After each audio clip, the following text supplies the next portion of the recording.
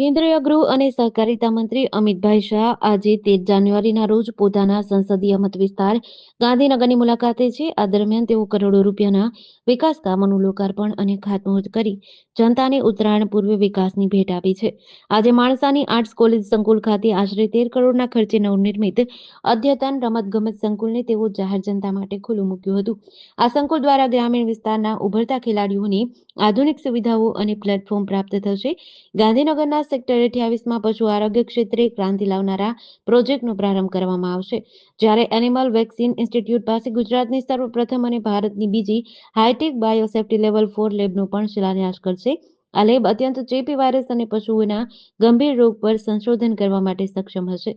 અમિત શાહના હસ્તે માણસા તાલુકાના અન્ય સ્થાનિક વિકાસ કાર્યોનું પણ લોકાર્પણના લીધે કાર્યકરો અને સ્થાનિકોમાં ઉત્સાહનો માહોલ જોવા મળ્યો હતો.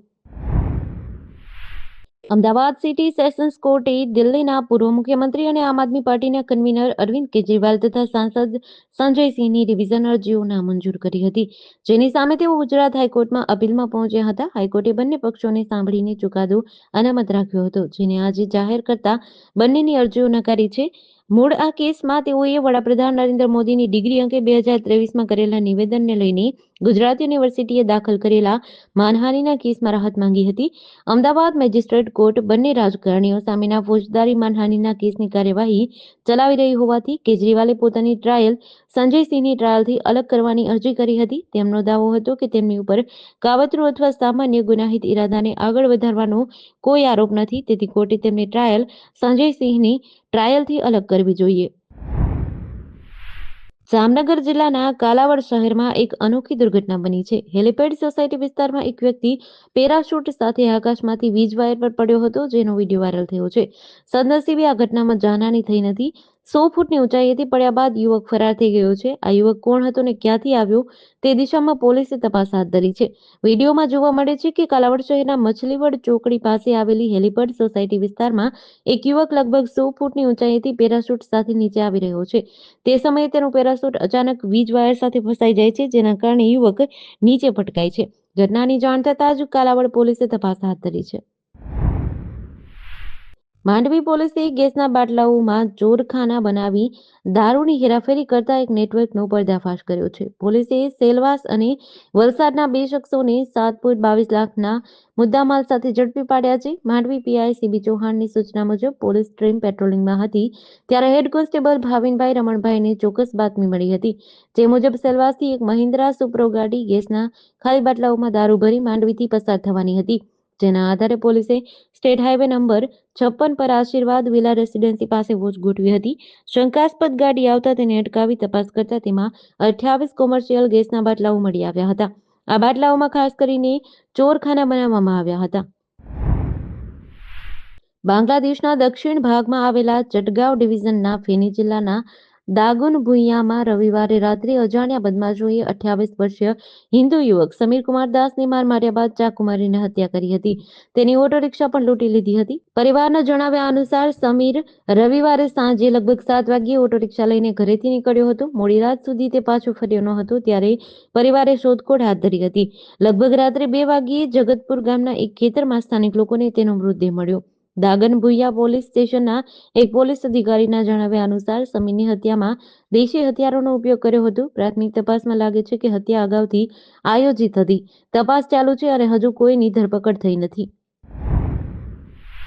દાહોદમાં પોલીસ કર્મીઓ જ વિદેશી દારૂની હેરાફેરી કરતી હોવાની ઘટના સામે આવી છે. ચાકલિયા પોલીસ મથકમાં ફરજ બજાવતા 2 હેડ કોન્સ્ટેબલ અને 1 કોન્સ્ટેબલે રાજસ્થાનથી દારૂની કાર ભરી હતી. જોકે ગુજરાતમાં ઘૂસતા જ દાહોદ એલસીબીને બાતમી મળતા એલસીબી પીછો કર્યો હતો. આ દરમિયાન એક કારનો અકસ્માત થતા તેનો કાર ચાલક કાર મૂકીને ભાગી ગયો હતો. જોકે અન્ય કારમાં પાયલોટિંગ કરતા 2 કોન્સ્ટેબલ પણ ફરાર થઈ ગયા હતા.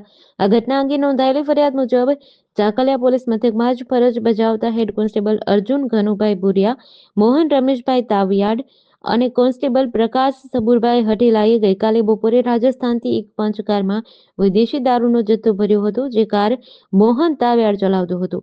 અર્જુન ભુરિયા અને પ્રકાશ હઠેલા અન્ય એક અલ્ટો કારમાં પાયલોટિંગ કરતા હતા. જેતપુર ધોરાજી નેશનલ હાઈવે પર એક ગંભીર અકસ્માતની ઘટના બની છે. મોડી રાત્રે પૂરઝડપે જતી એક કારનું ટાયર ફાટી જતા કાર ભંગોળાઈ ગઈ હતી. આ કારમાં સવાર દંપતી પૈકી પત્નીનું ઘટના સ્થળે મોત થયું છે, જ્યારે ગંભીર રીતે ઇજાગ્રસ્ત પતિ હોસ્પિટલમાં જીવન મરણ વચ્ચે ઝોલા ખાય છે. દંપતીના 13 ફેબ્રુઆરી 2025ના રોજ લગ્ન થયા હતા. લગ્નના 11 મહિને જ બંનેનો સાથ છૂટી ગયો છે. આ કરુણ ઘટના અંગે મળતી માહિતી મુજબ ધોરાજીના 25 વર્ષીય શુભમ મહેશભાઈ કાપડિયા તેમની 23 વર્ષીય પત્ની મિતાલી સાથે હોન્ડા સિટી કારમાં જેતપુરથી ધોરાજી જતા હતા, ત્યારે એક્વાટિક વોટર પાર્ક નજીક અચાનક કારનું ટાયર ફાટતા સ્ટીયરિંગ પરથી કાબુ ગુમાવ્યો હતો.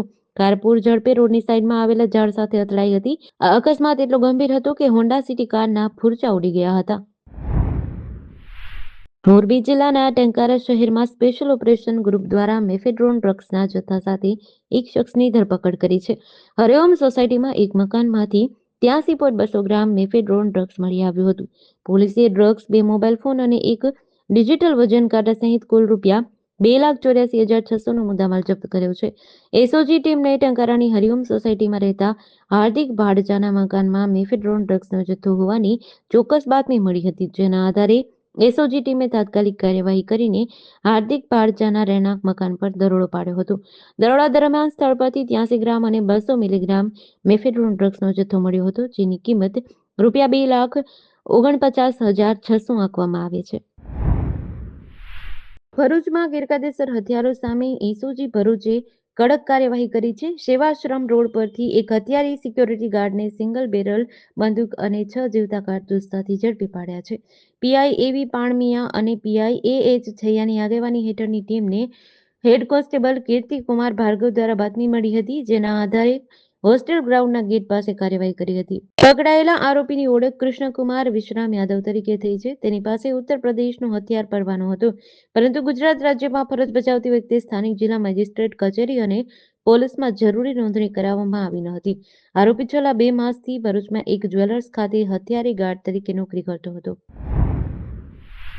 ગુજસીટોકના ગુનામાં વડોદરા મધ્યસ્થ જેલમાંથી વચગાળાના જામીન પર ફરાર થયેલા આરોપી અફઝલભાઈ હુસેનભાઈ ખલ્યાણીને જામનગરથી ઝડપી લીધો છે. બોટાદ પેરોલ ફ્લો સ્કોડે ટેકનિકલ અને હ્યુમન સોર્સની માહિતીની આધારે આ કાર્યવાહી કરી છે. ગુજરાત હાઈકોર્ટના આદેશ મુજબ આરોપી અફઝલ ખલ્યાણીને 7 દિવસના વચગાળાના જામીન મળ્યા હતા. ત્યારે જામીનની મુદત પૂરી થયા બાદ તે નિયત તારીખે જેલમાં પરત હાજર થયો ન હતો અને ફરાર થઈ ગયો હતો. તપાસ દરમિયાન ટેકનિકલ અને હ્યુમન સોર્સ દ્વારા મળેલ બાતમીના આધારે આરોપી જામનગરના દરેડ જેઆઈડીસી ફેઝ 2 વિસ્તારમાં છુપાયેલો હોવાનું જાણવા મળ્યું હતું. બોટાદ પેરોલ ફ્લો સ્કોડ તાત્કાલિક જામનગર પહોંચી અને આરોપીને ઝડપી પાડ્યો હતો.